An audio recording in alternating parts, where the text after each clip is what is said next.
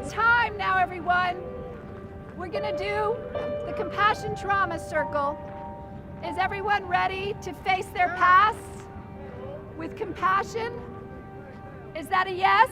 Yeah. While you were growing up, during your first 18 years of life, if a parent or other adult in the household often or very often would swear at you, insult you, put you down, or humiliate you, step inside the circle. If a parent or other adult in the household often or very often pushed, grabbed, slapped, or threw something at you, step inside the circle. If a parent or other adult in the household often or very often ever hit you so hard that you had marks or were injured, step inside the circle. If you often felt that no one in your family loved you or thought you were important or special, step inside the circle. If your family lived in extreme poverty, step inside the circle. Step inside the circle. Step inside the circle. Step inside the circle.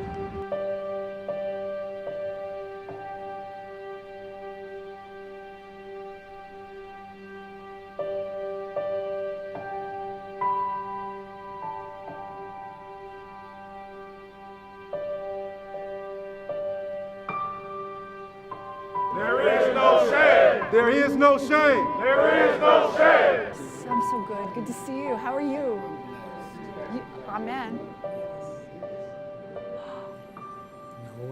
Noel, good to see you. Welcome. I was abused as a young girl. I was beaten by my mother. I was verbally abused by my mother. I was sexually abused by another man. My father was an alcoholic.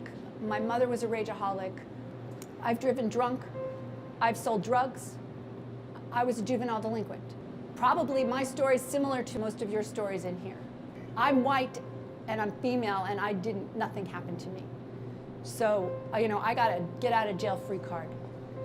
And so I'm here now because I see myself in every one of you. I'm a traumatized child, raised by a traumatized child. My mother was traumatized as well as her parents. Like he said, we wasn't born in the world of being evil people. My mother didn't want me. She hid her pregnancy, and she tried to flush me down the toilet. But as I learned about these things, I always asked myself what was wrong with me.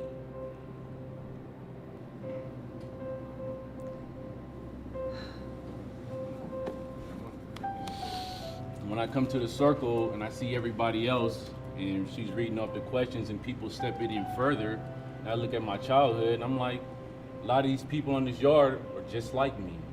There was one step I should have taken that I didn't take, and I saw some of my brothers and my friends take that step, and I felt like such a coward. I wasn't brave enough to be there with them when they took that step.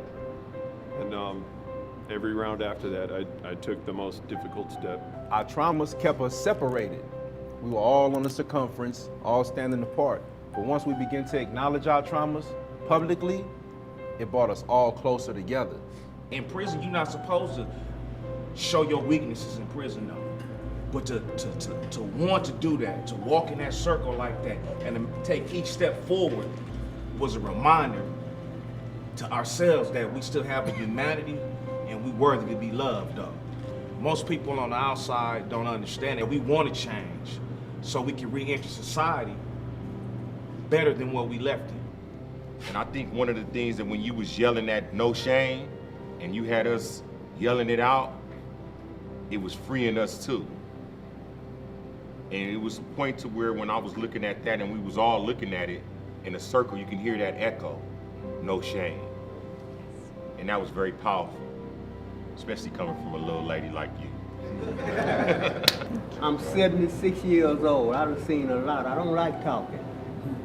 I like to meet people that understand what's happening without words. And you one of them. Today has been one of the best days I had in my whole entire entire life since I've been locked up these 40 years.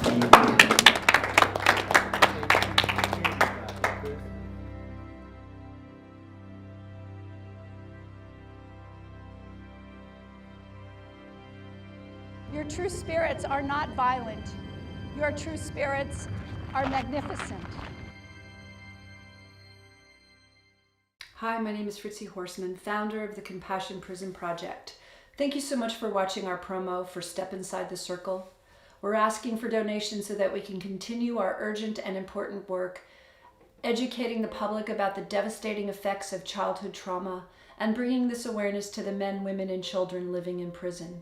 Our mission is to transform prisons into places that focus on education, mental health, and rehabilitation. Your donations will help us advocate for trauma-informed care, community support, and a shift in the paradigm in how we incarcerate, isolate, and dehumanize the most traumatized members of our society. Thank you again for watching.